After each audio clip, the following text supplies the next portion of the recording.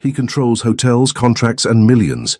She controls meetings, targets, and anyone who dares underestimate her. The problem? Neither of them can control their mouth when they're together. And when the situation demands they stop fighting and start matching, things get deliciously chaotic. The casino lights reflected off the champagne glass in Ava Henderson's hand as she surveyed the sprawling floor of the Mirage Hotel. 27 and finally free from family obligations for one glorious weekend, she'd convinced her two best friends that Las Vegas was exactly where they needed to celebrate her birthday. "You look like you're plotting something," her best friend Marcus teased, appearing beside her with two more glasses. "Should I be worried?" Ava grinned, accepting the drink. "When am I not plotting something?" What she wasn't plotting, however, was running into Ethan Carter. The universe apparently had a twisted sense of humor, because there he was, across the poker tables, looking criminally good in dark slacks and a white dress shirt with the sleeves rolled up to his elbows. Her stomach did an annoying flip that she absolutely refused to acknowledge. 8 years. 8 years of this ridiculous tension that everyone noticed except, apparently, the two of them. He'd been her older brother's best friend since high school, practically family. Except family members didn't make your pulse race when they walked into a room. Family members didn't have forearms that should be illegal in several states. "Oh no," Marcus muttered, following her gaze. "Please tell me that's not Ethan Carter," Ava finished, her voice carefully neutral. "What are the odds? In a city of millions. Astronomical. In a hotel his company owns. Pretty damn good.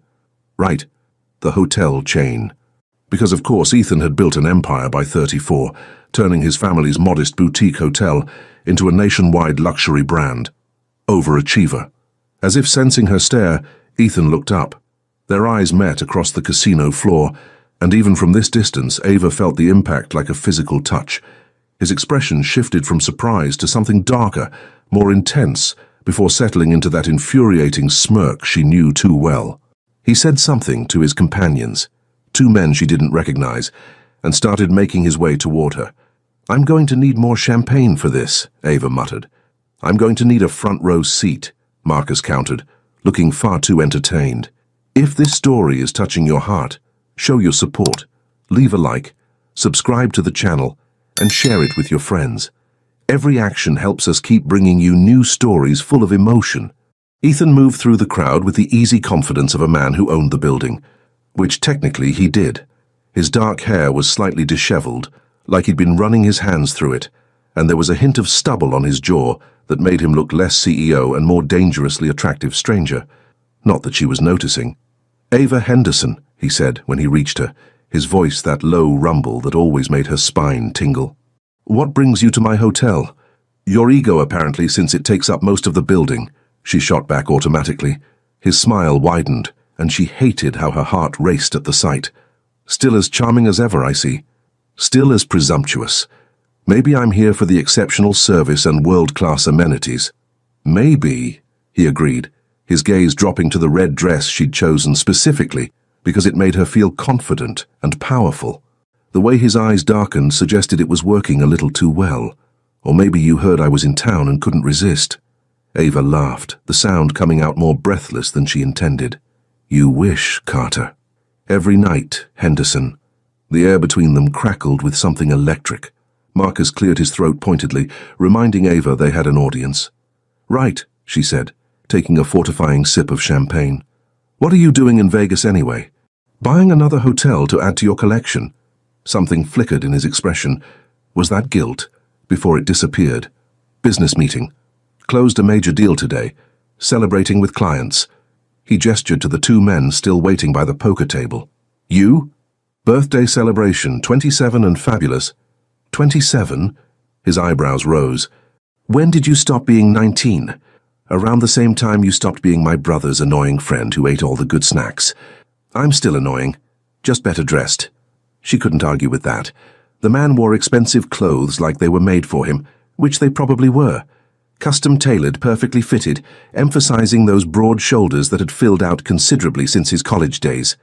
"Stop staring at his shoulders," she commanded herself. "Well, happy birthday," Ethan said, and there was something genuine in his tone that made her chest warm. 27 looks good on you." "Thanks," she managed, hating the flutter in her stomach. 34 looks adequate on you. He laughed, a real laugh that transformed his whole face. Adequate. I'll take it. They stood there, neither quite willing to walk away, the noise of the casino fading into background static. His cologne, something woodsy and expensive, wrapped around her senses, making her want to step closer. "Ava," one of her friends called from across the floor. "We're doing shots." "Duty calls," she said, finally breaking eye contact.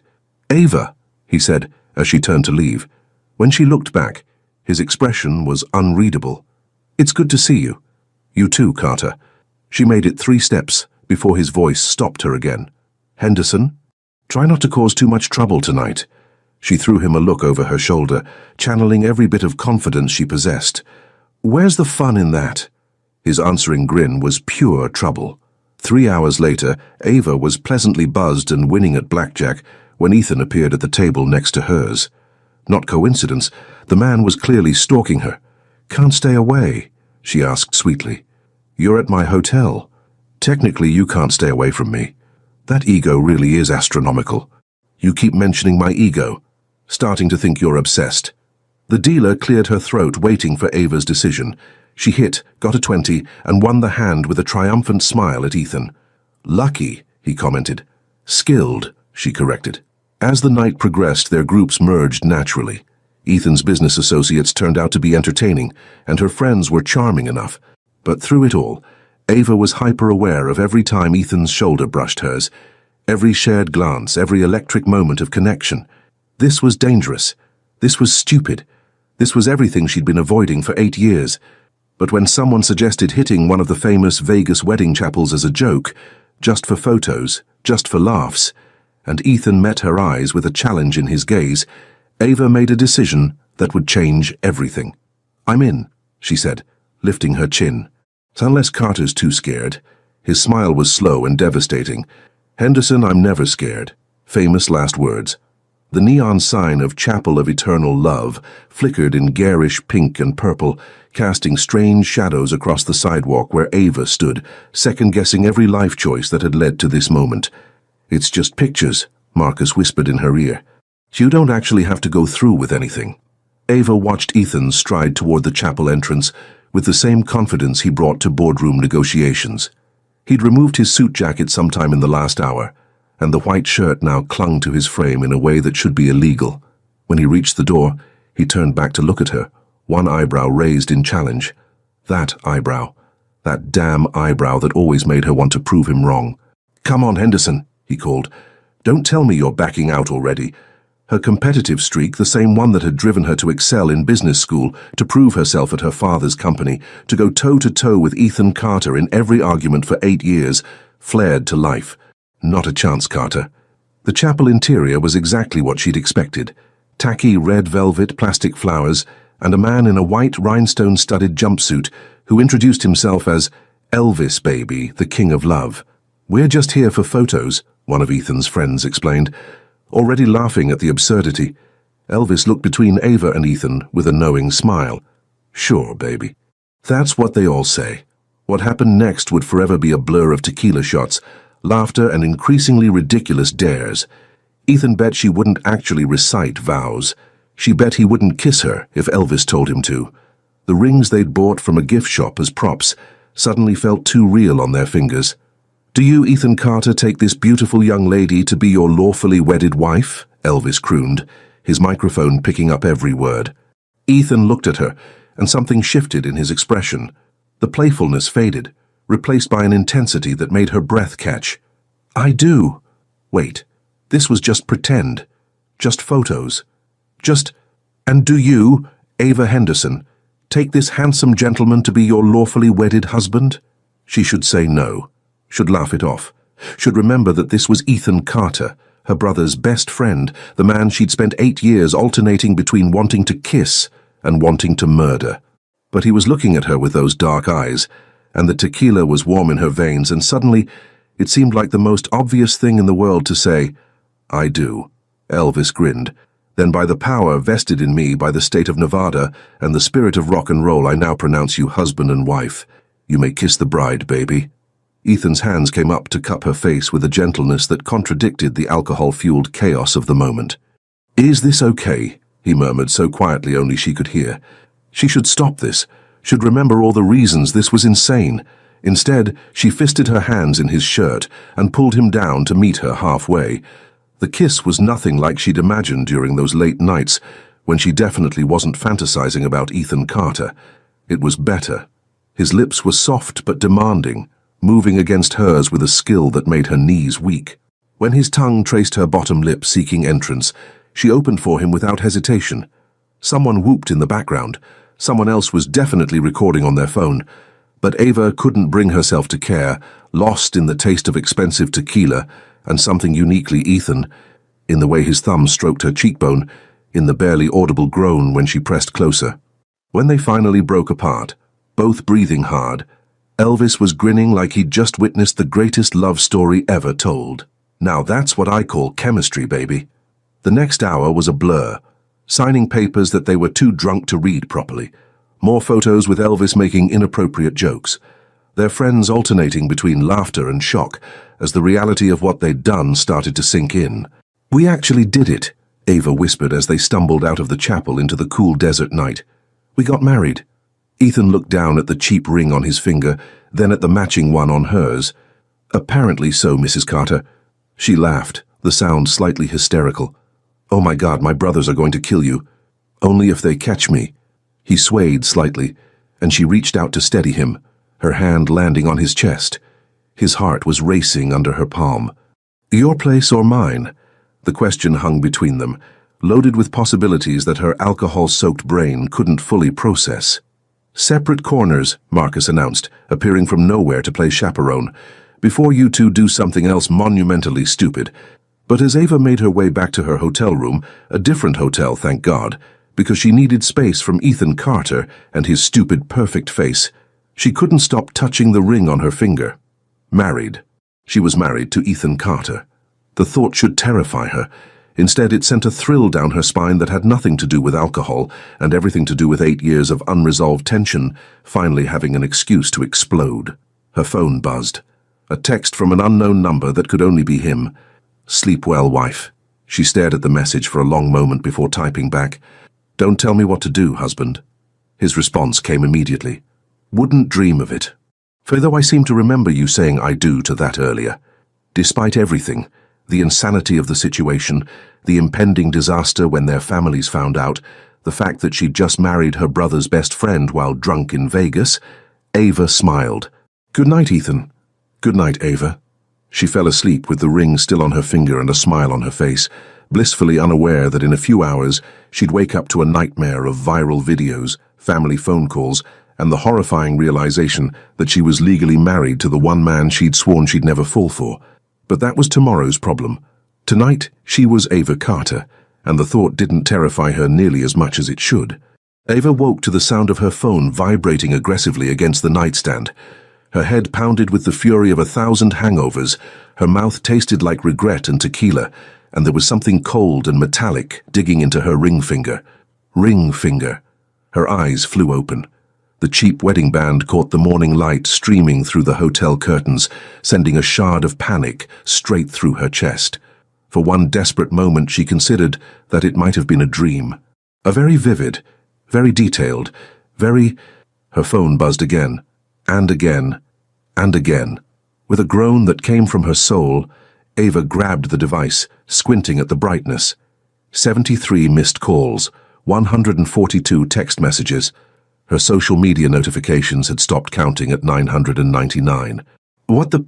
The first message was from her oldest brother, Tyler. "Call me now." The second was from her middle brother, Nolan. "Please tell me this is photoshopped." The third was from her baby brother. Well, 24 wasn't exactly a baby, but still. "Oh, sis, you're married? To Ethan? This is the best day of my life." Her father's message simply read, "My office, Monday, 8 a.m. But it was Marcus's message that made her stomach drop. "Babe, you're trending. Check Twitter." "Also, I'm so sorry."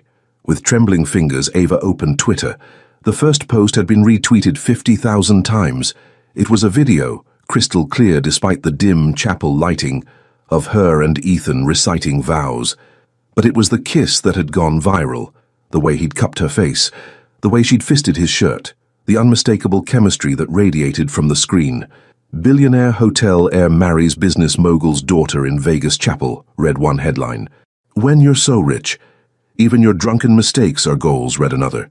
This kiss, though, accompanied a gif of their kiss, looped endlessly. Ava was going to be sick.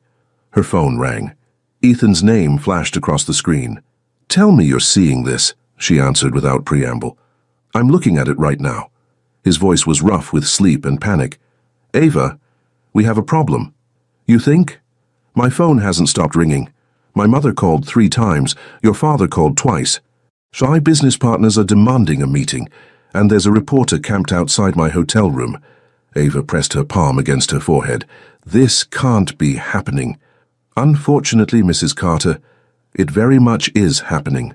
Despite everything, heat flushed through her at the way he said, Mrs. Carter. She blamed the hangover. We need to fix this. Annulment. Divorce. Whatever makes this go away. Agreed, but he sounded oddly hesitant, although a sharp knock interrupted him. Ava could hear it through the phone and echoing from somewhere down her hallway. Are you outside my room? She asked. I needed to see you in person. This is too big for phone calls. Ava looked down at herself. Rumpled red dress from last night. Mascara probably smeared everywhere. Hair that could house a family of birds. Perfect. Give me 5 minutes. Ava. 5 minutes, Carter. She hung up and stumbled to the bathroom. A quick face wash removed most of the makeup disaster. She changed into the spare clothes she'd packed, leggings and an oversized sweater, and pulled her hair into something resembling a ponytail. When she opened the door, Ethan looked about as wrecked as she felt. His shirt was wrinkled, his hair stood up in several directions, and there were shadows under his eyes. Somehow he still looked unfairly attractive. You look terrible, she said. You look beautiful. The compliment, delivered in that rough morning voice, caught her off guard. She stepped aside to let him in before she did something stupid like believe him. Another knock sounded before she could close the door. A young man in an impeccably tailored suit stood there, holding a tray with coffee and what looked like legal documents. Mr. Carter, Miss Henderson, he said with a slight bow. I'm James, Mr. Carter's personal assistant. I took the liberty of bringing coffee, aspirin, and several potential solutions to your current predicament. Ethan rubbed his face. James, how did you even know where we were? Sir, I'm your assistant. It's my job to know where you are, what you're doing, and how to fix it when you inevitably do something requiring damage control. James swept into the room, setting down the tray with practiced efficiency, though I must say this particular situation is unprecedented even for you. Gee, thanks, Ava muttered, reaching for the coffee like a lifeline. James pulled out a tablet, swiping through what appeared to be a detailed presentation.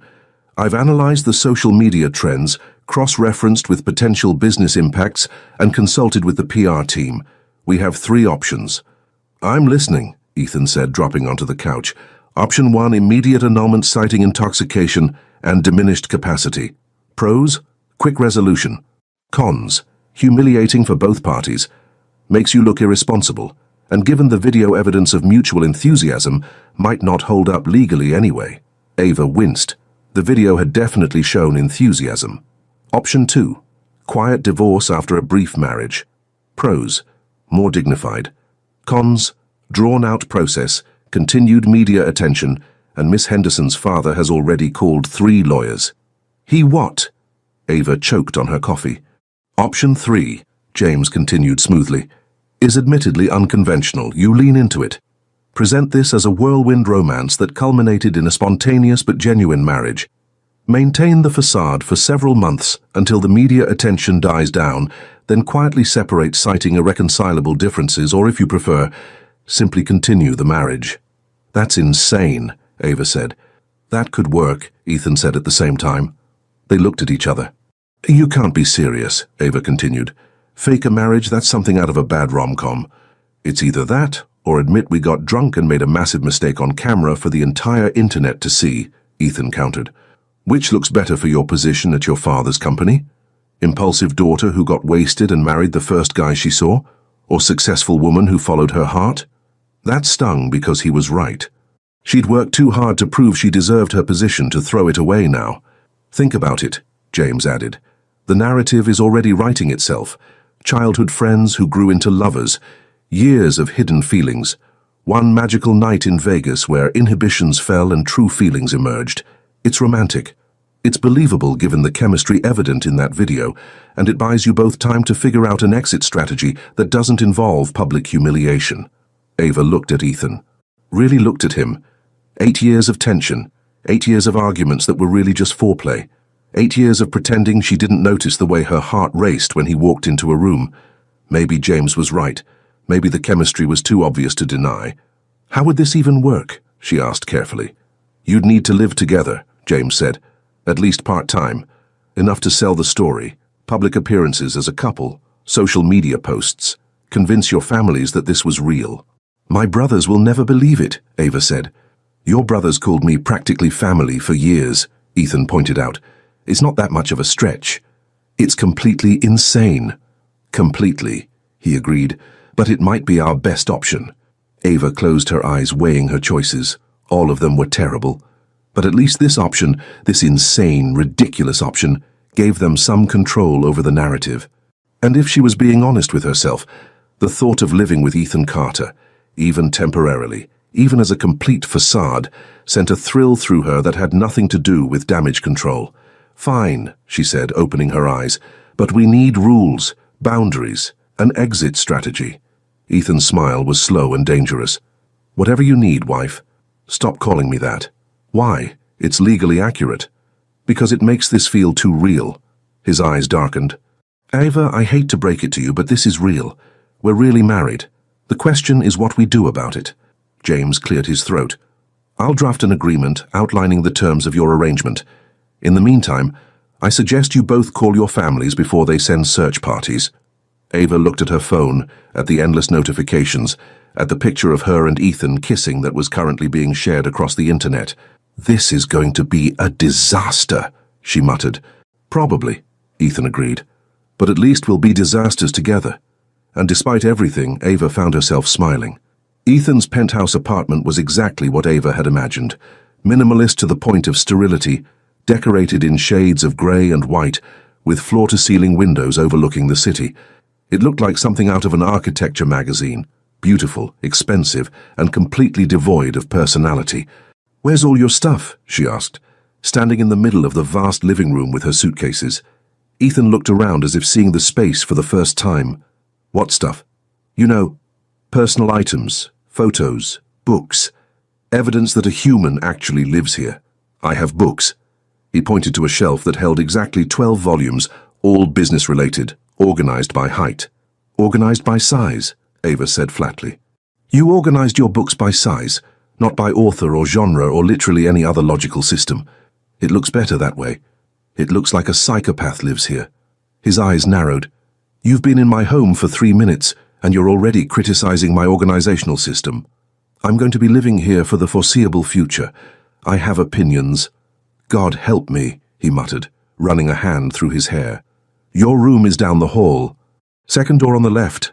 My room? She raised an eyebrow. Not our room? What happened to selling this relationship? The look he gave her was pure heat. Henderson, if we share a bedroom, this fake marriage is going to become very real very quickly. And somehow I don't think you're ready for that. Her stomach flipped. Presumptuous. Honest. He stepped closer, and she caught that scent again. The cologne that was becoming dangerously familiar. Besides, we need to maintain some boundaries if this is going to work. Right. Boundaries. She grabbed her suitcase handles. Second door on the left. Unless you'd prefer to reconsider the sleeping arrangements. The challenge in his voice made her want to take him up on it, just to prove she could handle it. Instead, she wheeled her suitcases down the hall with as much dignity as she could muster. The guest room was as impersonal as the rest of the apartment. White walls, grey bedding, a single abstract painting that probably cost more than her car. At least it had a window. Ava started unpacking, trying not to think about Ethan in the next room, probably organizing his clothes by color or some other ridiculous system. Her phone buzzed. Marcus. How's domestic life with Mr. Perfect? She typed back, his apartment looks like a hotel room. I don't think he's ever actually lived here. Maybe he's been waiting for you to make it a home. Stop being romantic. This is a business arrangement. Keep telling yourself that, babe. Ava tossed the phone onto the bed and continued unpacking. She'd just hung up her last dress when she heard a crash from the kitchen, followed by creative cursing. She found Ethan glaring at an espresso machine that looked complicated enough to require an engineering degree. "Problem?" she asked sweetly. "This damn thing won't work. Did you read the manual?" "I don't need a manual. I have a master's degree from Yale." "Right, because Yale definitely prepared you for Italian coffee machines." She nudged him aside and examined the device. "When's the last time you actually used this?" "I don't. I have coffee delivered every morning." "Of course you do." She found the problem. He'd forgotten to add water, and fixed it within seconds. "There. Crisis averted."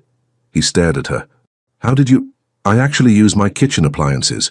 Revolutionary concept, I know." "Smart ass."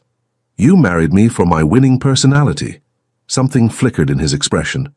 "Among other things." The air thickened. They were standing close, too close, in the narrow kitchen. She could see the flecks of gold in his dark eyes, the sharp line of his jaw, the way his pulse jumped in his throat. The espresso machine beeped, breaking the moment. Ava grabbed her phone, needing distance. "I need to call my father. Face the music." "Want moral support? From you?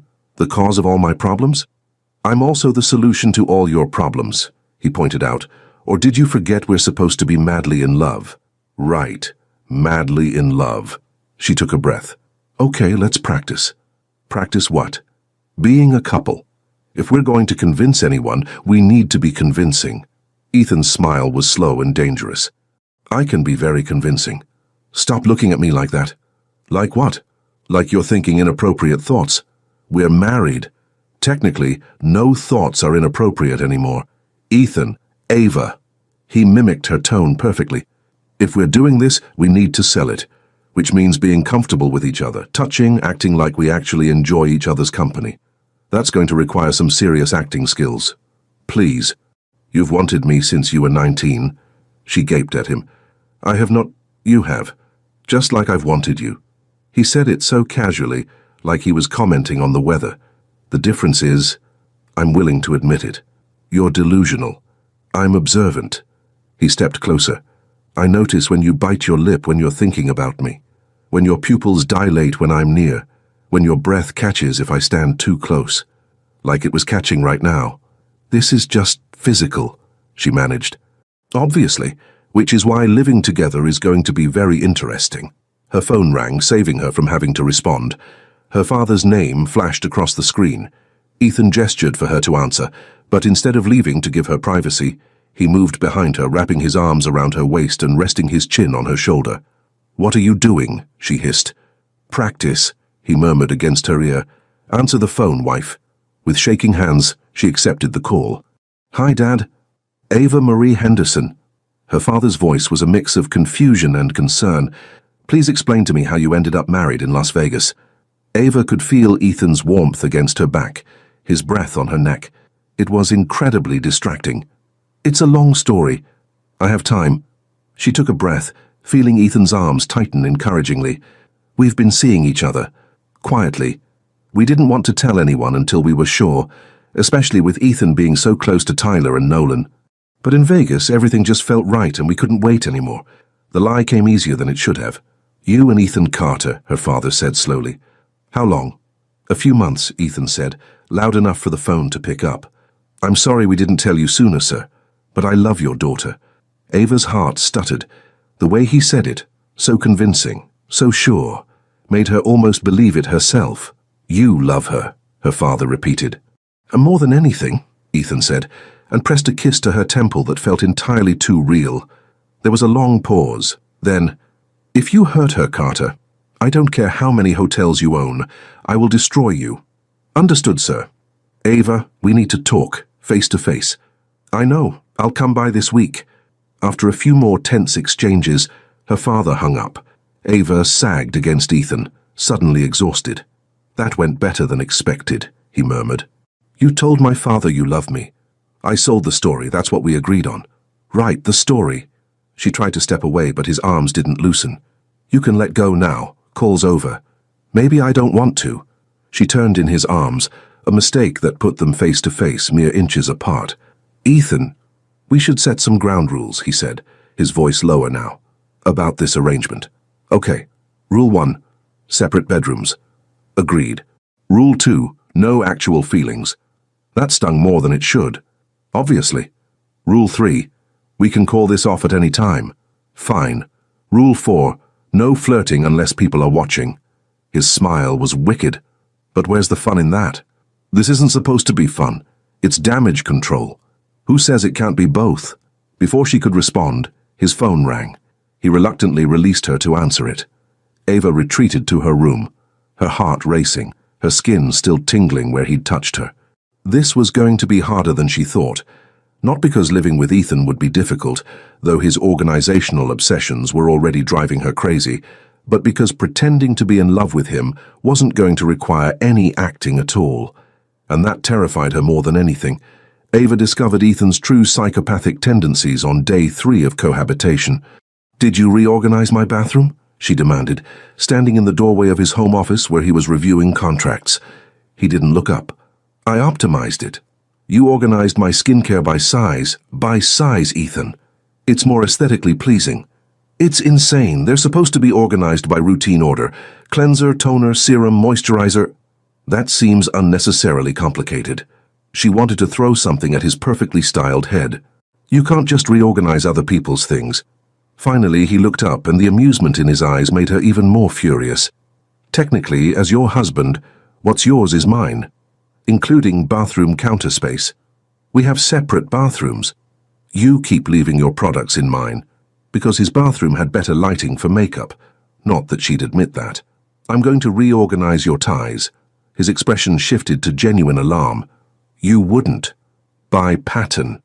"No, wait. By fabric weight, or maybe randomly just to watch you suffer." "Ava, who organizes ties by color anyway? What kind of monster?"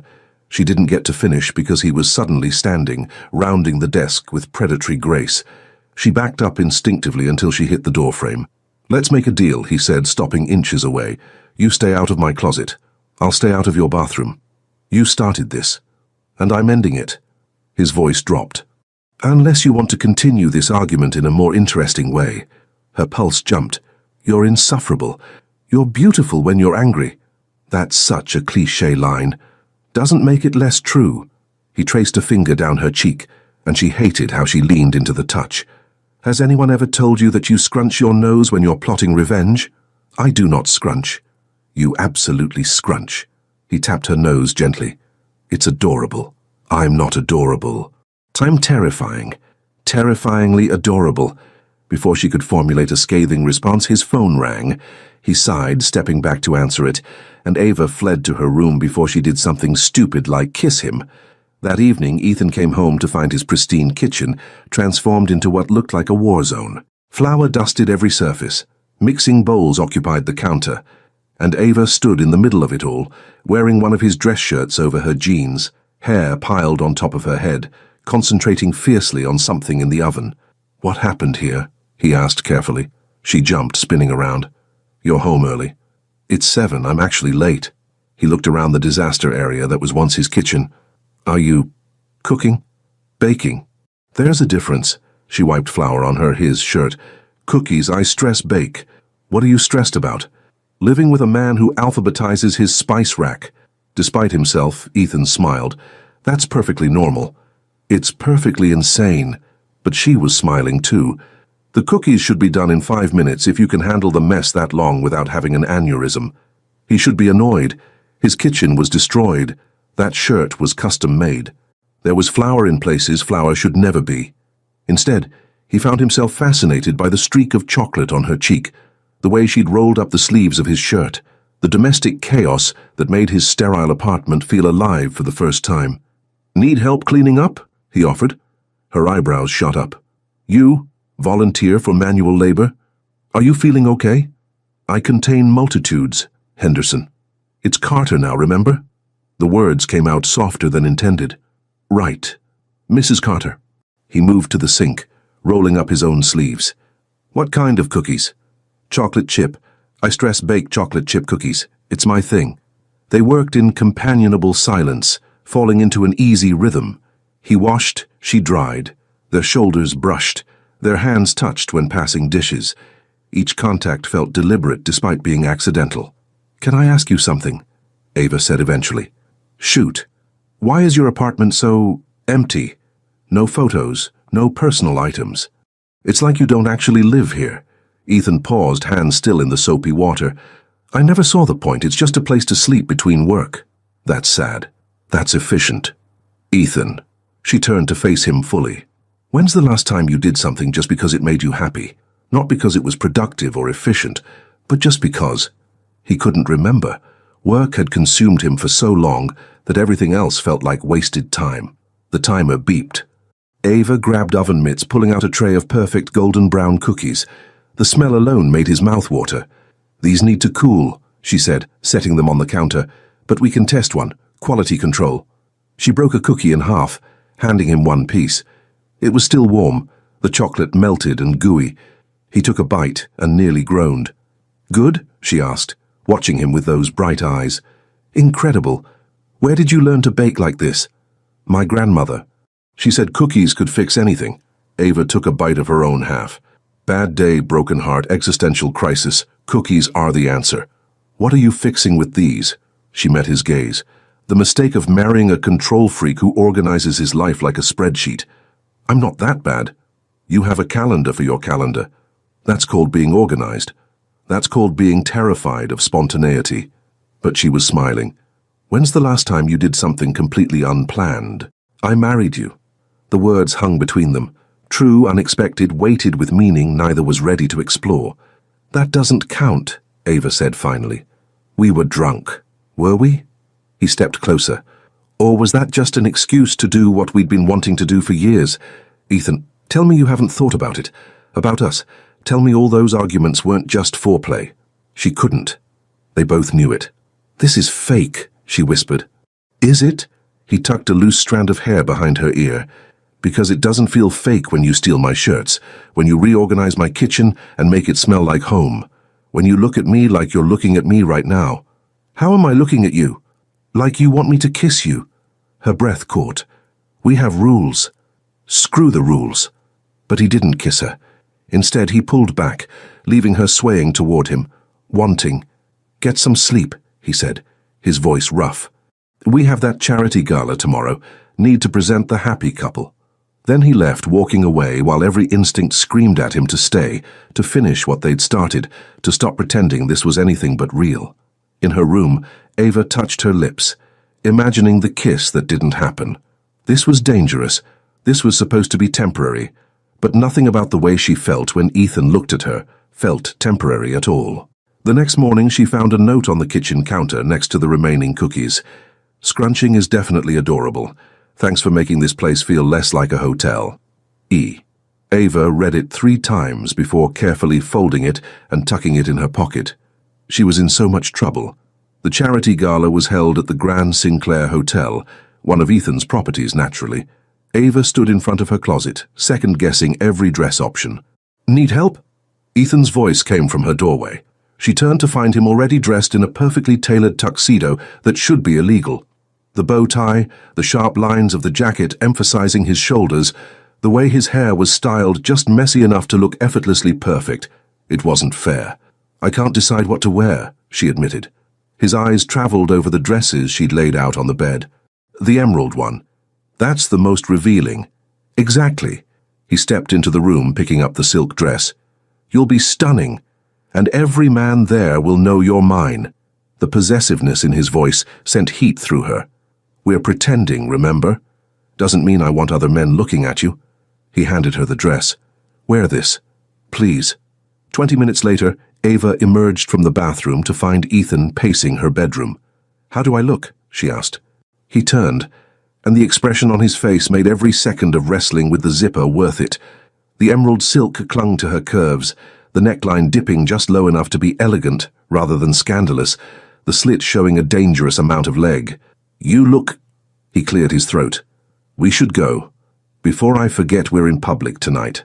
In the car, his hand found hers, fingers intertwining naturally. She told herself it was practice. He was probably thinking the same thing. Nervous, he asked. Should I be? My mother will be there, my grandmother, several business associates who've known me since I was in college. He squeezed her hand. They're going to ask questions. Let them. We have our story. Right, the story. But he didn't sound convinced. The hotel ballroom was transformed into an elegant wonderland. Crystal chandeliers, white flowers everywhere, champagne flowing freely. The moment they entered, heads turned. "Here we go," Ethan murmured, his hand moving to the small of her back. The touch burned through the thin silk. Ava plastered on a smile as they navigated the crowd, greeting people she'd never met who acted like they knew everything about her sudden marriage. "Ethan, darling." A woman in her 60s swept toward them, elegant in silver silk. "And this must be your bride." "Mother." Ethan kissed her cheek. "This is Ava." "Ava, my mother, Patricia Carter." Patricia studied Ava with sharp eyes that missed nothing. "The girl who finally caught my son. I was beginning to think he'd marry his business planner." "I'm very organized," Ethan said defensively. "You're very boring," Patricia corrected, but her smile was warm. "Until now, apparently. Married in Las Vegas? You, the man who schedules his leisure time?" "When you know, you know," Ava said, channeling confidence she didn't feel. Patricia's gaze moved between them. "And when did you know?" Ava felt Ethan tense beside her. This was the moment. Make or break. "About 8 years ago," she said honestly. "I just didn't want to admit it." Something flickered in Patricia's expression. Understanding, perhaps approval. "Well, at least you're honest." She squeezed Ava's hand. "Welcome to the family, dear. You'll need patience and wine. Lots of wine." As Patricia glided away, Ethan leaned close. 8 years ago? You said be convincing. That was convincing. That was true. Before she could respond, a server offered champagne. Ava gratefully accepted, needing something to do with her hands. The evening progressed in a blur of introductions. Business partners congratulated Ethan with knowing smiles. Society wives pulled Ava aside for gossip disguised as friendly advice. Through it all, Ethan never strayed far, his hand always finding hers, his body always angled protectively. "You're very good at this," she murmured during a brief moment alone. "At what?" "Playing the devoted husband." His jaw tightened. "Who says I'm playing?" A photographer appeared before she could answer. "Mr. and Mrs. Carter, a photo for the society pages." Ethan pulled her close, his arm around her waist, fingers splayed possessively against the silk. She leaned into him, her hand on his chest, feeling his heart racing under her palm. "Closer," the photographer directed. "Like you actually like each other." Ethan's laugh was genuine. "Not a problem." He pulled her flush against him, both arms around her now, and pressed his lips to her temple. The kiss lingered, warm and soft, and Ava forgot they had an audience. The camera flashed. The photographer thanked them and moved on, but Ethan didn't let go. "Your heart's racing," she whispered. "So is yours." They swayed slightly to the orchestra music, not quite dancing, but not quite still. His hand traced slow patterns on her lower back. Her fingers curled into his lapel. "Ethan, dance with me." It wasn't a question. He led her to the dance floor, pulling her into proper position. One hand held hers, the other settled on her waist. They moved together easily, naturally, like they'd done this 1,000 times. "You're a good dancer," she said, surprised. "Boarding school requirement. You?" "Cotillion classes." "My mother insisted." They smiled at the shared experience of wealthy childhoods. As the song continued, the space between them gradually disappeared. His hand moved higher on her back. Her head found his shoulder.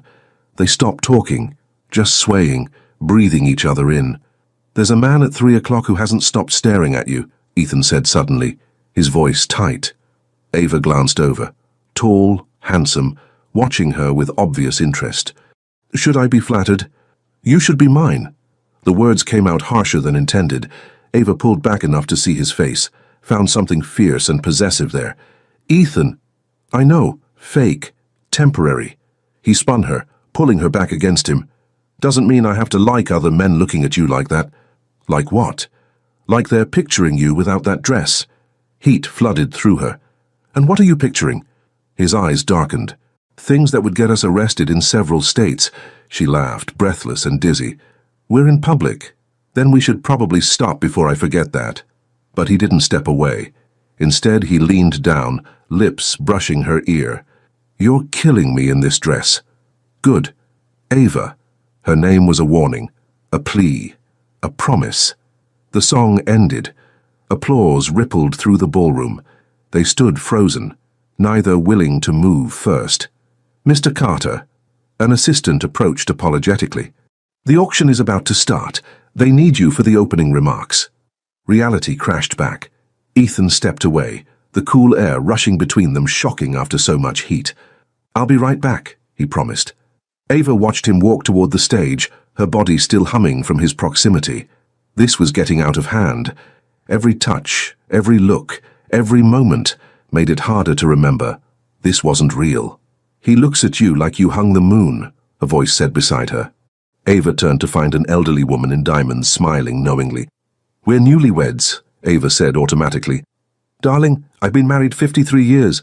I know what real looks like." The woman patted her hand. "That boy is head over heels. Question is, are you?" Before Ava could answer, before she could even process the question, Ethan's voice filled the ballroom. She looked up to find him on stage, confident and commanding, thanking everyone for attending. His eyes found hers across the room. He smiled soft and private, just for her. And Ava realized with terrifying clarity she wasn't pretending anymore. Maybe she never had been. Ava needed a document from Ethan's office, something about quarterly reports that her father had requested. She texted Ethan, but he hadn't responded, probably in another marathon meeting. She knocked on his bedroom door. No answer. Assuming he was out for his morning run, she pushed the door open. The room was as meticulously organized as expected, bed made with military precision, everything in its place. She crossed to his desk, rifling through the organized stacks. That's when she heard the bathroom door open. She turned instinctively. Time stopped.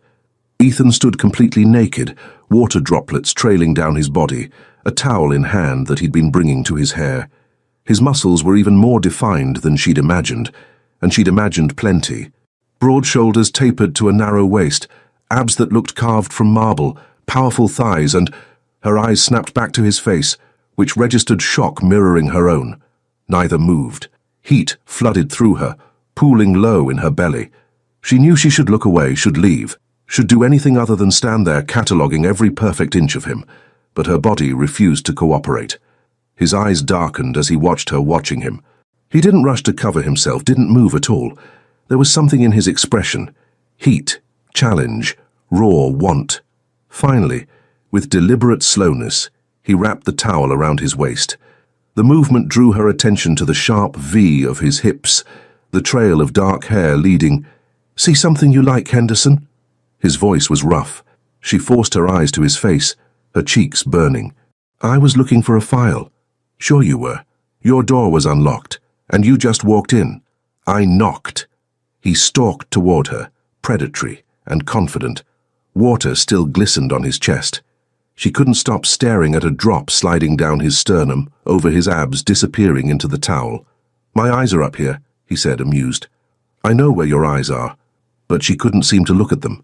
He stopped inches away, close enough that she could feel the heat radiating from his still damp skin, smell the clean scent of his soap. With one finger under her chin, he tilted her face up, forcing her to meet his gaze. The intensity there stole her breath. "Tell me to go get dressed," he said quietly. "You should get dressed." "That's not the same as telling me to." "Ethan—" His thumb traced her jawline, slow and deliberate. Her pulse jumped under his touch. She watched his eyes track the movement, darken further. "You're playing with fire," she managed. "Maybe I want to get burned." He leaned in, his face so close to hers that their breath mingled. Her eyes fluttered closed, waiting, wanting. His phone rang from the nightstand, loud, insistent, shattering the moment. Ethan cursed under his breath, pressing his forehead to hers for one heartbeat before stepping back. "I have to take this." She nodded, not trusting her voice. "Ava." He caught her hand as she turned to leave. "We need to talk about this." "About what? Your inability to lock doors?" His smile was slow, dangerous. "About the way you looked at me just now. About what you want. About what I want. What do you want?" The phone rang again. He released her hand reluctantly. "Everything." She fled. That evening, Ava deliberately stayed in her room, trying to process what happened. She'd seen Ethan Carter naked, had memorized every detail, was currently reliving it in vivid detail. This was bad. This was very, very bad. A knock on her door made her jump. "Ava, can we talk?" Ethan's voice, carefully neutral. She opened the door to find him dressed in joggers and a t-shirt, hair still damp from another shower. Safe, covered, still unfairly attractive. "About this morning," he started. "Doesn't need to be discussed." "I think it does. You were naked. I was shocked. End of story." His lips twitched. "Shocked? Is that what we're calling it? What would you call it?" "Interested." "Very interested." He stepped into her room, closing the door behind him. "Come on, Ava, we're adults. We can admit there's attraction here. Attraction that we're not acting on." "Why not?" The question hung between them. "Because this is temporary," she said finally. "Because it's fake. Because getting involved for real would complicate everything. It's already complicated." He moved closer. "And I'm starting to think temporary is just an excuse we're hiding behind. Ethan, I can't stop thinking about you." The admission came out raw, honest. "The way you reorganize my kitchen and make it smell like cookies, the way you steal my shirts, the way you argue with me about everything. This morning when you looked at me like, don't. Like you wanted me as badly as I want you." Her resolve was crumbling. "This is a bad idea." "Probably." He cupped her face with both hands. "Tell me you don't feel this. Tell me I'm imagining it." She couldn't, they both knew it. "We have rules," she whispered. "Screw the rules." His thumb stroked her cheek. "I'm tired of pretending this doesn't mean anything." "It can't mean anything. Too late." He kissed her forehead, soft and tender, then her temple, her cheekbone, the corner of her mouth. Each kiss deliberate, giving her time to pull away. She didn't. When his lips finally met hers, it was nothing like the drunken kiss in Vegas. This was slow, thorough, devastating. He kissed her like he had all the time in the world, like learning the taste of her was the only thing that mattered. Ava melted against him, hands fisting in his shirt, pulling him closer. He groaned against her mouth, the sound vibrating through her. His tongue traced her bottom lip, seeking entrance, and she opened for him eagerly. The kiss deepened. His hand slid into her hair, angling her head for better access. She arched into him, feeling the hard planes of his body against her softer curves. When they finally broke apart, both breathing hard, his eyes were nearly black with desire. "Still think this is fake?" he asked roughly. Before she could answer, her phone rang, her father's ringtone. Reality crashed back. Ethan stepped away, running a hand through his hair. "You should get that." "Ethan?" "Later. We'll talk later." He left before she could stop him. Ava answered the call in a daze, barely processing her father's words about a family dinner he was planning. Her lips still tingled. Her heart still raced. Everything had just changed, and she had no idea what to do about it. Ava couldn't sleep. The kiss replayed in her mind on an endless loop. The way Ethan had held her face, the tenderness mixed with hunger, the way her entire body had come alive under his touch. She needed air. The penthouse terrace was her favorite spot. Ethan had given her the code without her even asking. The city sparkled below, peaceful at 2 in the morning. She didn't hear him approach until he spoke. Couldn't sleep either. Ethan stood in the doorway, barefoot in flannel pants and a t-shirt, holding 2 mugs. The domestic sight of him made her chest ache. "Too much on my mind," she admitted. He handed her a mug. Hot chocolate, made from scratch, just the way she'd taught him. The gesture was so thoughtful it nearly undid her. They stood side by side, sipping in comfortable silence. His shoulder brushed hers. Neither moved away. "I'm sorry about earlier," he said finally. "I shouldn't have pushed." "You didn't.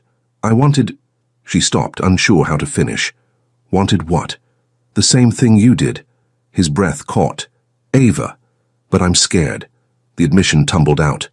"This started as damage control, a temporary fix. If we make it real and it doesn't work, I lose you. I lose your friendship with my brothers. Everything gets complicated. It's already complicated." He set his mug down, turning to face her fully. "And for the record, you wouldn't lose me. Ever. You can't promise that. Watch me." He took her mug, setting it aside too, then pulled her close. Not kissing, just holding. "I've wanted you for 8 years. 8 years of pretending I didn't notice when you walked into a room. Of arguing with you because it was the only acceptable way to get your attention.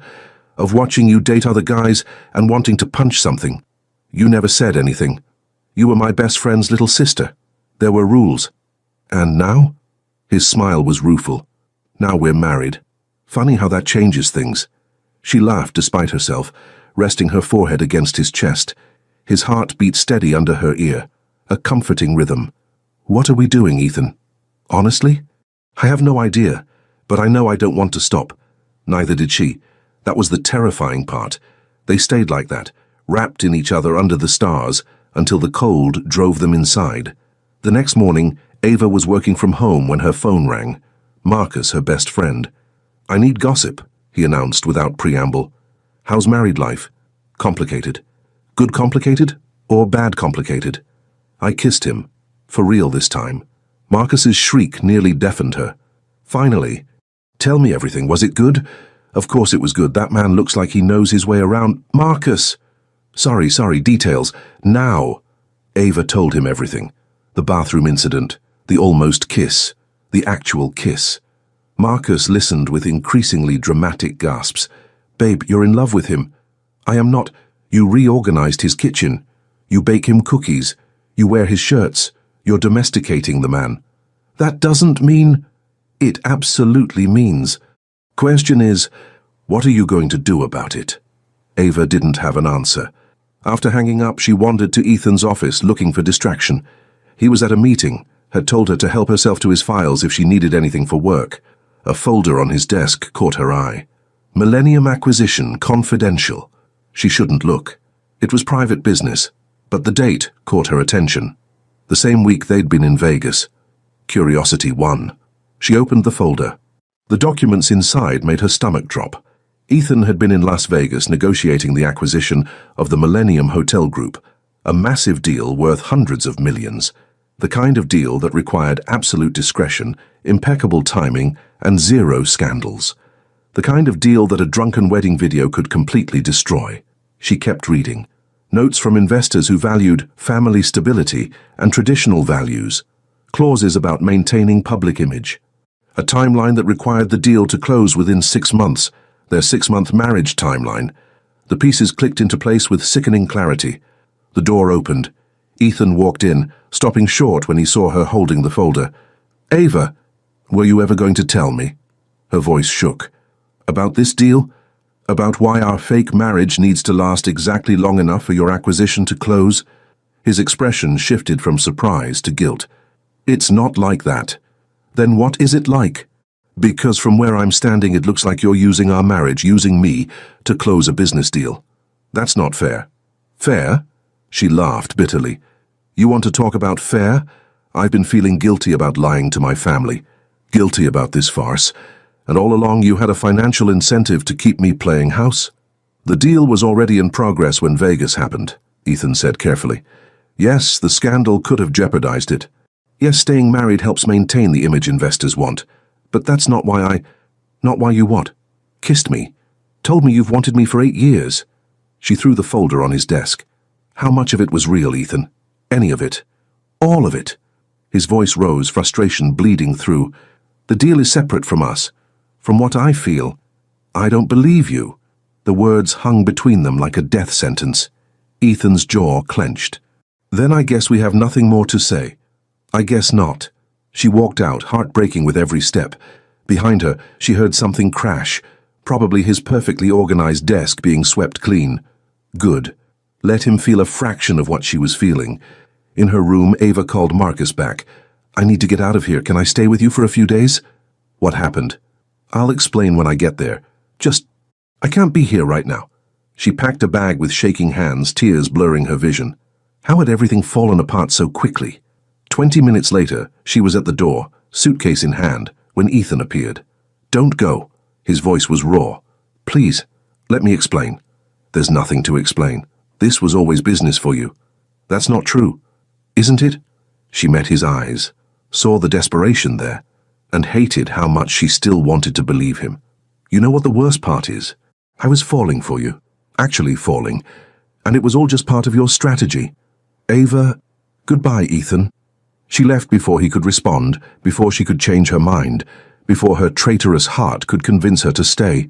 The elevator doors closed on his devastated expression, and Ava wondered if she'd just made the biggest mistake of her life. Marcus's apartment was smaller than Ethan's penthouse, cluttered with actual personality and smelled like takeout and coffee.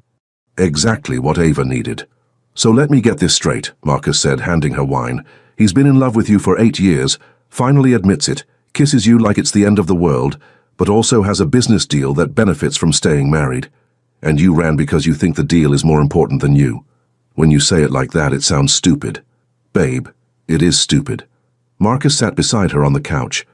"Did he say the deal was why he married you?" "No, but did he say the deal was why he kissed you?" "No." "Did he, at any point, indicate that his feelings were fake?" Ava groaned. "You're supposed to be on my side." "I am on your side, which is why I'm telling you that running away from a man who looks at you like you're his entire world is idiotic." Her phone buzzed. Another text from Ethan. She'd ignored the first 20. "Please talk to me. I can explain everything." "I miss you." Her heart clenched. "Text him back," Marcus urged. "I can't. Not yet." She needed time to think, to process, to figure out if she was overreacting or protecting herself. The buzzer rang. Marcus went to check the intercom, then turned back with wide eyes. "It's your grandmother-in-law." "What?" "Patricia Carter is in my lobby asking to come up. Should I be terrified?" Ava's stomach dropped. "Let her up." 2 minutes later, Patricia swept into the apartment like she owned it, elegant in a cream pantsuit, carrying a designer handbag and an expression that brooked no nonsense. "Ava, dear, we need to talk." Marcus grabbed his coat. "I'll just go anywhere else." Once they were alone, Patricia settled on the couch, patting the space beside her. Ava sat reluctantly. "My son is miserable," Patricia began without preamble. "He's been pacing his apartment like a caged animal, calling every hour asking if I've heard from you and looking generally pathetic. He lied to me." "Did he?" Patricia's eyebrow arched. "Or did he simply not mention a business deal that was already in motion before he married you?" "It's the same thing." "Is it? Let me ask you something. If there was no business deal, would you believe his feelings are real?" Ava hesitated. "I don't know." "Then the business deal isn't the real problem, is it? You're scared and I don't blame you.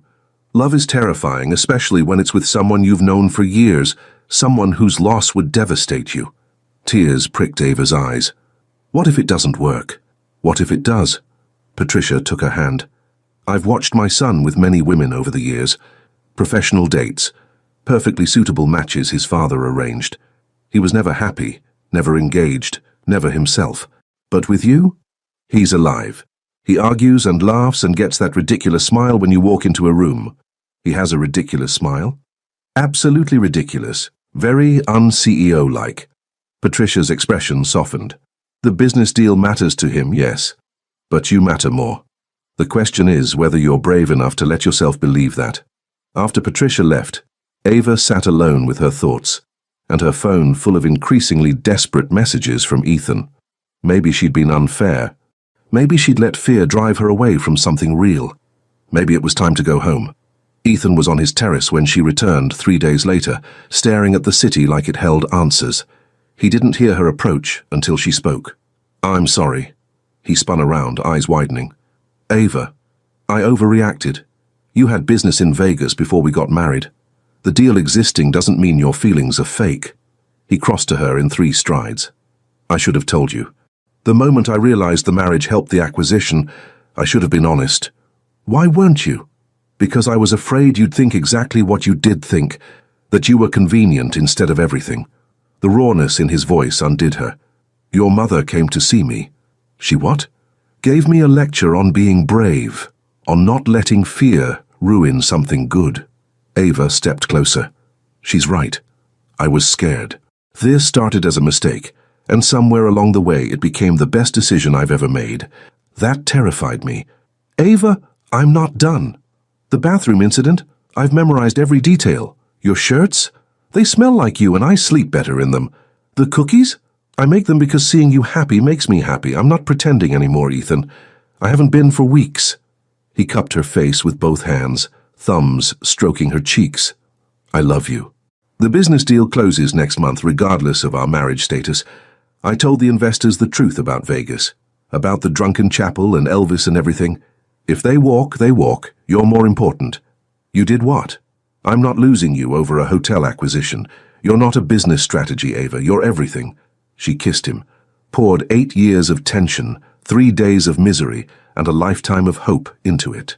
He responded instantly, pulling her close, kissing her like he'd been starving for it. When they broke apart, both breathing hard, she smiled. "For the record, you have a ridiculous smile when I walk into rooms. Your mother told you that? I find it charming. I find you everything." He kissed her forehead, her nose, her lips again. "Stay, please. No more running. No more secrets. No more secrets." They stood wrapped in each other as the sun set over the city, and Ava finally felt like she'd come home. "You know what this means," Ethan murmured against her hair. "What?" "We have to tell your family the truth, all of it," Ava groaned. "Can we wait a week?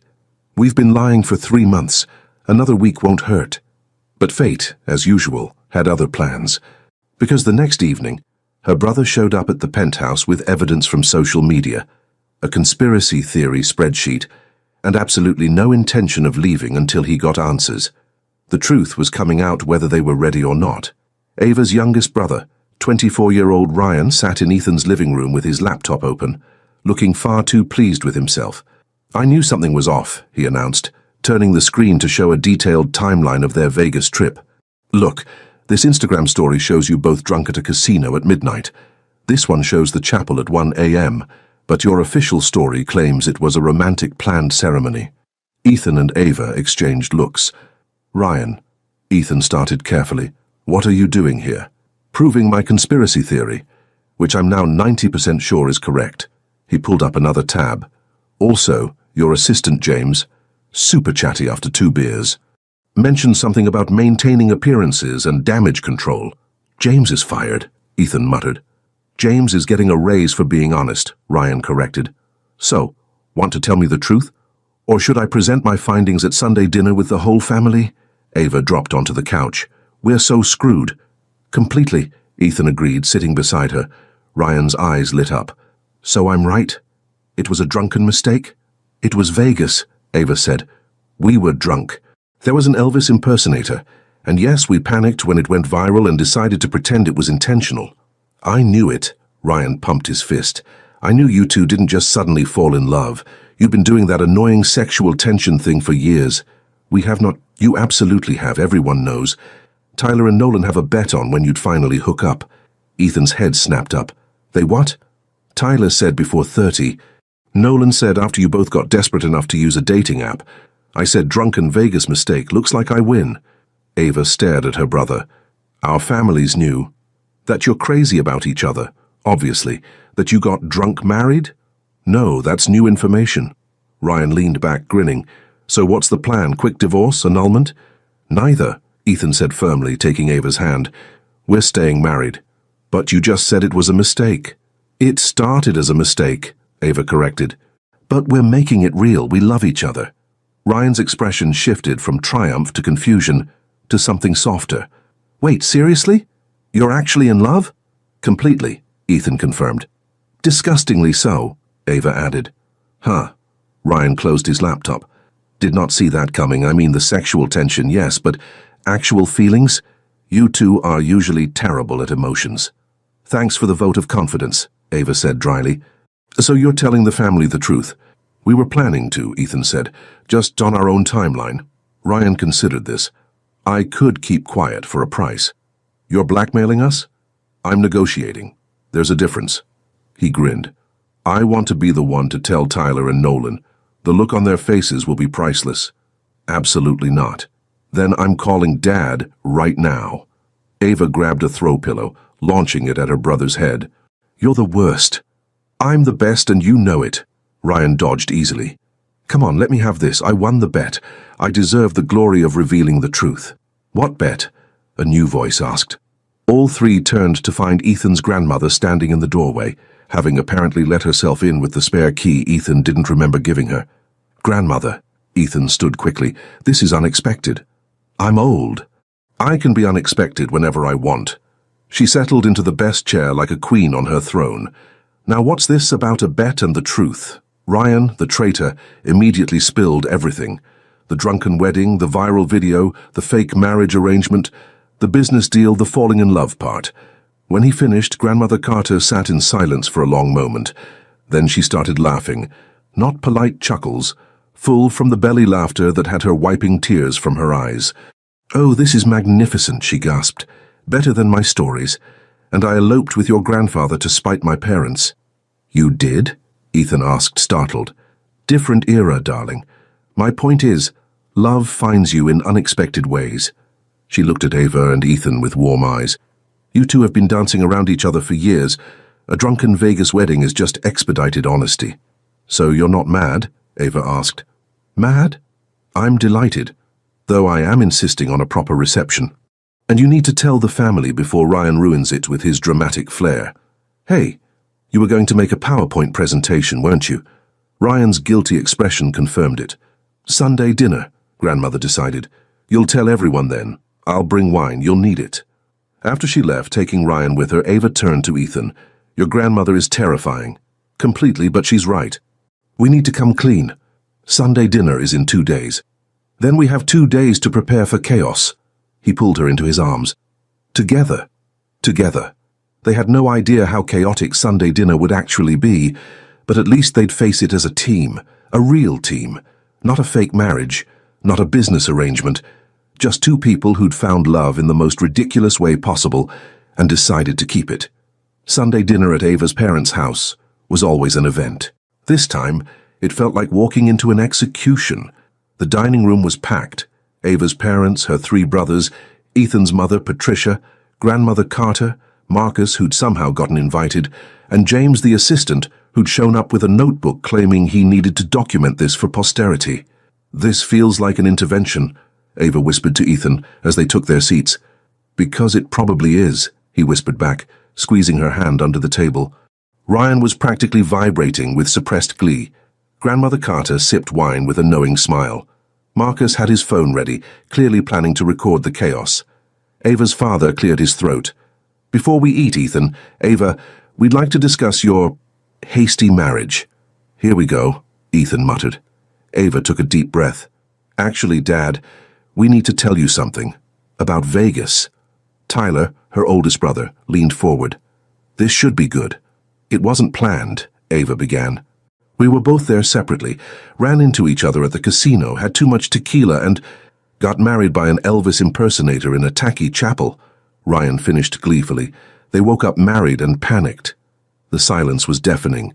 Then Ava's mother started laughing. Not polite laughter, full, shocked, slightly hysterical laughter. "You got drunk married?" Tyler asked, incredulous. "Completely wasted," Ethan confirmed. "There's a video." "Elvis called us baby a lot." Nolan, the middle brother, started laughing too. "So the whole whirlwind romance story." "Complete fabrication," Ava admitted. "We panicked when it went viral, decided to fake it until we could figure out a quiet exit strategy." Her father's expression was unreadable. "You've been lying to us for 3 months." "Yes," Ethan said firmly, "and I take full responsibility. It was my idea to maintain the charade." "Actually," Ava corrected, "it was James's idea." All eyes turned to the assistant, who raised his hand cheerfully. "Guilty, but in my defense, it was a brilliant plan." "James," Ethan hissed. "What? It worked, didn't it?" Grandmother Carter refilled her wine glass. "Get to the good part.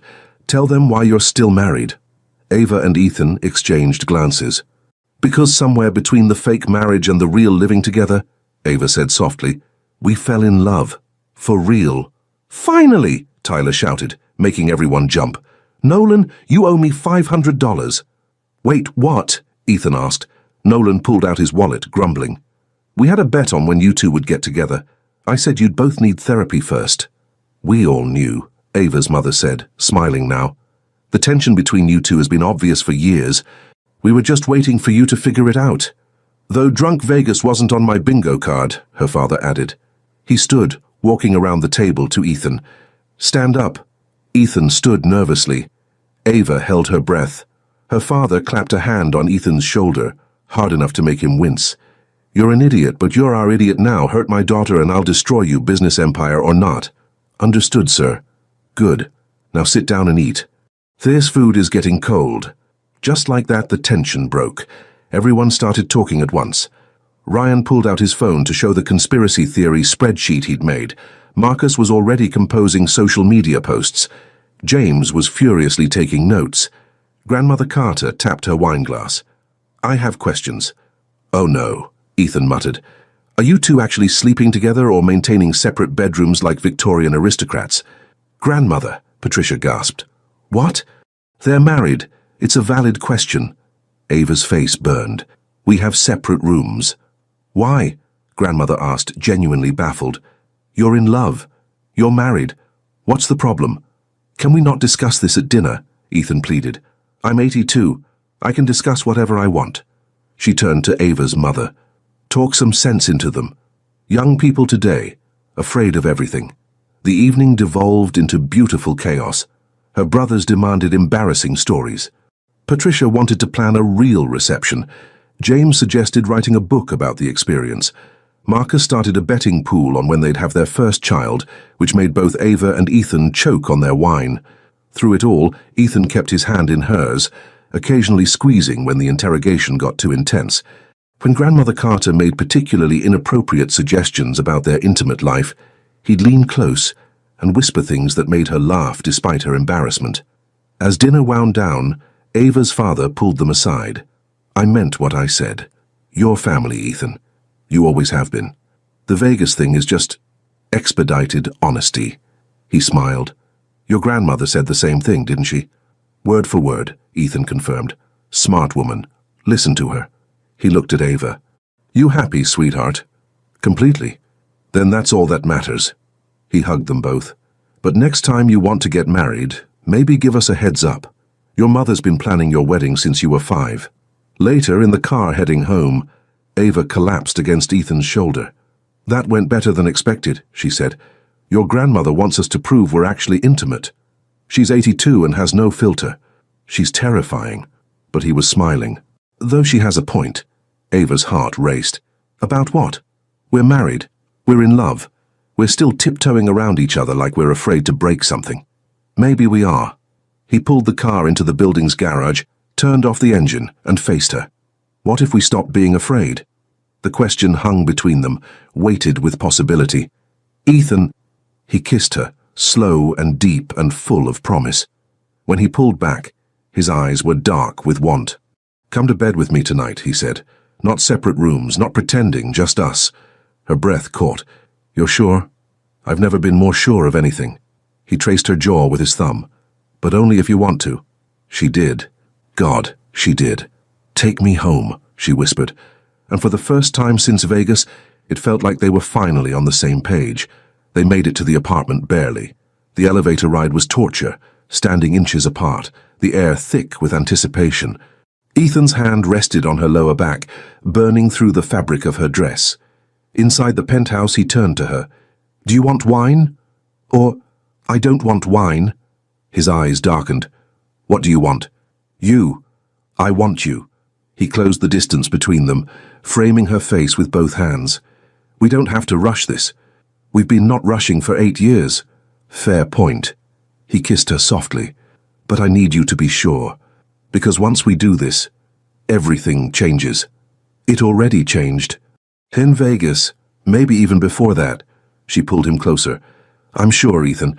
I've been sure since that night on the terrace when you made me hot chocolate. That's when you knew? That's when I stopped lying to myself about it. She smiled. What about you? The cookies, he admitted.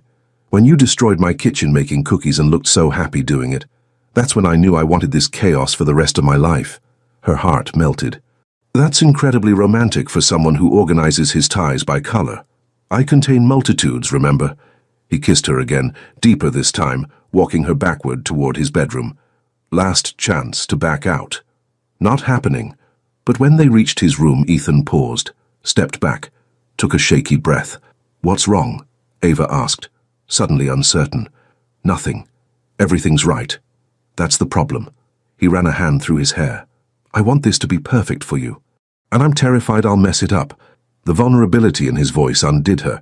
This powerful CEO, reduced to nervous uncertainty because he cared so much about getting it right. Ethan. She took his hands. It's already perfect because it's us. You don't have to be perfect, you just have to be here with me. I've thought about this moment for years, imagined it 1,000 different ways. And none of them come close to how I actually feel right now. He kissed her forehead. Scared, excited, completely overwhelmed by how much I love you. Tears pricked her eyes. I love you too. They stood there, foreheads touching, just breathing each other in. No rush, no urgency. Just the two of them, finally on the precipice of everything they'd been denying. Stay with me tonight, he murmured. Even if we just sleep, I want to wake up with you. Just sleep.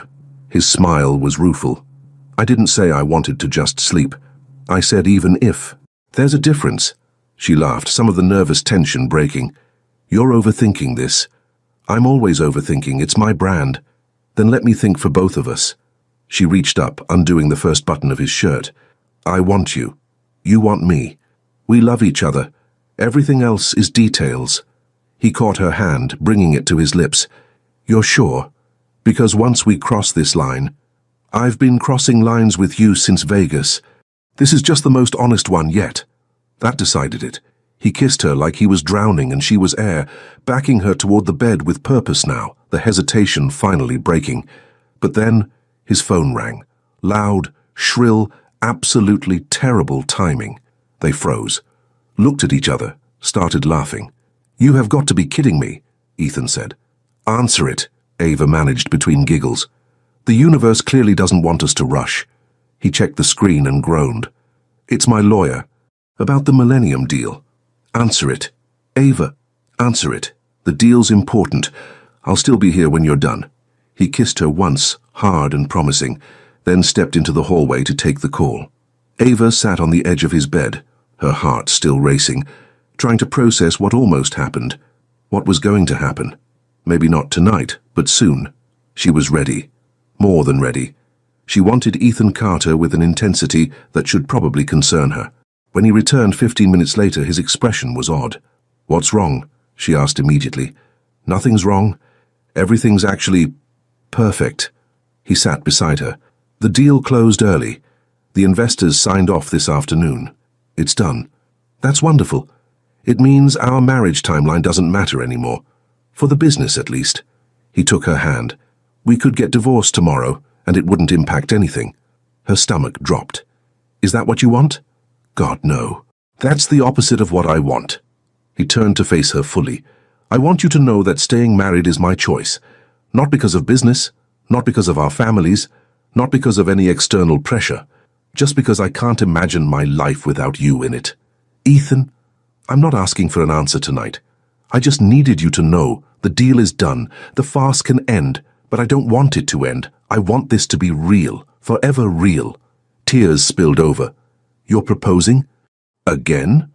I'm telling you that when I'm ready to propose properly, with a ring that's not from a Vegas gift shop and a plan that doesn't involve Elvis, I will. But for now, I'm just asking you to keep being my wife. My real wife. She kissed him, pouring everything she felt into it. When they broke apart, she whispered, Yes. Yes to what? All of it. The real marriage. The future. Forever. She smiled through tears. Though I'm keeping the Vegas ring. It's ridiculous and perfect. He laughed, pulling her close. You're ridiculous and perfect. They lay back on his bed, wrapped in each other, and for the first time since Vegas, everything felt settled. No more lies, no more confusion, no more fear. Just them. Finally, honestly, completely them. Stay, he murmured, already half asleep. Always, she promised. And as they drifted off, still fully clothed, too exhausted from emotional honesty to do anything but hold each other, Ava knew that when they finally did make love, it would be worth the wait. Some things were worth savoring, and Ethan Carter was definitely worth savoring. Ava woke wrapped in Ethan's arms, sunlight streaming through the windows. They were still fully dressed from last night, but something had shifted. The last barriers between them had finally fallen. Ethan stirred, his eyes opening to find her watching him. Morning, wife. Morning, husband. She traced his jawline. We fell asleep. We did. His hand slid up her back. Regrets? Only that we're both wearing too many clothes. Heat flared in his eyes. That can be remedied. This time, no phones interrupted, no interruptions. Just them. Ethan kissed her slowly, thoroughly, like they had all the time in the world. His hands explored carefully, reverently, learning every curve. When he pulled back to look at her, the love in his expression made her breath catch. "You're beautiful," he murmured. "I've wanted to tell you that for years." "Then stop talking and show me." He did. Every touch was deliberate, worshipful. He mapped her body with his hands and lips, committing every response to memory. When she arched beneath him, his name a plea on her lips, he smiled against her skin. "Patience," he whispered. "I've waited 8 years for this. I'm taking my time. Ethan, shh, let me love you properly." And he did, with a tenderness that brought tears to her eyes, with a passion that set her on fire, with a devotion that made her feel cherished beyond measure. When they finally came together, it was perfect, not because it was flawless, but because it was them. Awkward laughter when they bumped noses, whispered confessions, shared vulnerability. "I love you," he said, moving slowly, watching her face. "God, Ava, I love you so much." "Show me," she whispered back, pulling him closer. "Show me." And he did, over and over, until they collapsed together, hearts racing, bodies tangled, completely undone. Afterward, Ethan held her close, pressing kisses to her forehead, her temple, her shoulder. "Stay," he murmured. "Always." "Always," she promised, already falling asleep in his arms. They spent the weekend in bed, learning each other, laughing, loving. Ethan proved surprisingly playful, tickling her until she squealed, stealing kisses at random moments, looking at her like she was the only thing that mattered. "I could get used to this," Ava said Sunday morning, sprawled across his chest. "Good, because I'm never letting you go back to the guest room. What will we do with all that space?" "Convert it to a nursery." He said it casually, but she felt his heart race. She lifted her head. "Are you asking—" "Not yet, but someday, if you want. I want everything with you." He kissed her softly. "Then you'll have it." Monday morning they actually had to leave the apartment. Work couldn't be ignored forever, but now everything was different, better. Marcus called during her lunch break. "So, did you finally—" "Yes," Ava interrupted, "and I'm not giving you details." "You're glowing through the phone. I can hear it." She was glowing. She couldn't stop smiling. That evening, Ethan came home with flowers, and that ridiculous grin his mother mentioned. "I have a question." "Another one? When can we tell people we're staying married for real? Because I want to shout it from every rooftop." "You're a CEO. You don't shout from rooftops." "For you, I'd make an exception." She laughed, pulling him close. "We can tell everyone. But first, I want one more night with just us. No family chaos, no questions. Just us." "I can work with that." They ordered takeout, watched terrible movies, made love on the couch, and fell asleep tangled together. It was perfect, not because it was dramatic or fancy, but because it was them. Messy, honest, completely in love. And Ava knew with absolute certainty that Vegas wasn't a mistake. It was the beginning of everything she'd ever wanted. The penthouse didn't look like a sterile hotel anymore. Books scattered across tables, photos covered the walls. Ava's organizational chaos mixed with Ethan's need for order, creating a perfectly imperfect home. "You're doing it again," Ava called from the nursery doorway. Ethan looked up from where he was alphabetizing baby books. "Doing what?" "Organizing things that don't need organizing. The baby won't care if Dr. Seuss comes before Beatrix Potter. Our baby will appreciate structure. Our baby will appreciate having a father who isn't obsessive-compulsive." He crossed to her, hands settling on her very pregnant belly. 7 months, and she was radiant. "Our baby will have the best of both worlds, your chaos and my organization. Poor kid doesn't stand a chance." The baby kicked, and Ethan's face lit up with wonder. It happened every time, that amazed expression, like he couldn't believe this was real. "Have I told you today that I love you?" he asked. "Only 3 times, you're slacking." He kissed her soft and sweet. "I love you." "Better." The doorbell rang. Marcus, arriving with shopping bags and unsolicited advice. James with his ever-present notebook. Grandmother Carter with inappropriate questions about their intimate life. Sunday dinners had become weekly chaos. Both families crammed into their apartment, arguing about baby names, making bets on gender, planning elaborate futures for a child not yet born. Ryan had a spreadsheet tracking potential godparent candidates. Tyler and Nolan were building a crib in the spare room, arguing about instructions. Patricia was knitting tiny sweaters. Ava's mother had already bought enough clothes for triplets. Through it all, Ethan stayed close to Ava, protective and devoted, making sure she was comfortable, fed, happy. "You're hovering," she told him. "You're pregnant with my child. I'm allowed to hover. I'm pregnant, not fragile. You're precious. There's a difference." Marcus made gagging sounds. "You two are disgustingly cute," says the man planning the baby shower, Ava countered. "Someone has to do it properly. Left to you two, it would be organized chaos." "That's our brand," Ethan said, pulling Ava closer.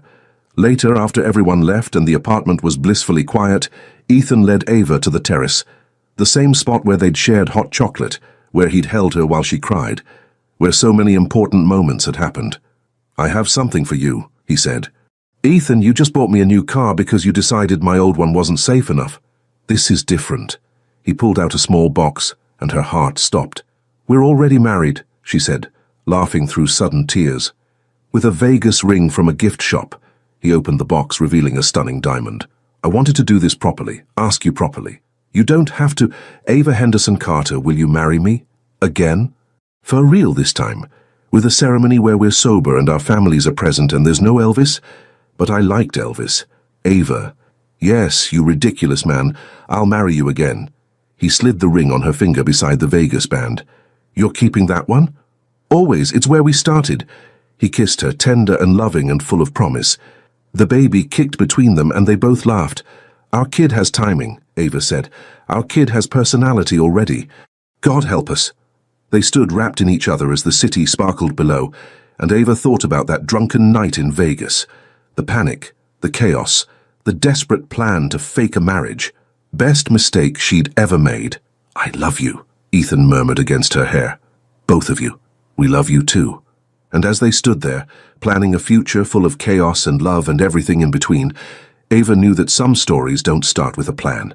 They start with tequila, terrible decisions, and Elvis. And sometimes those are the best stories of all. Leave your comment and share this story with someone special. It truly helps us keep bringing new stories to you. And if you want to follow every chapter of this emotional journey, subscribe to the channel and turn on the notification bell. Your support makes all the difference.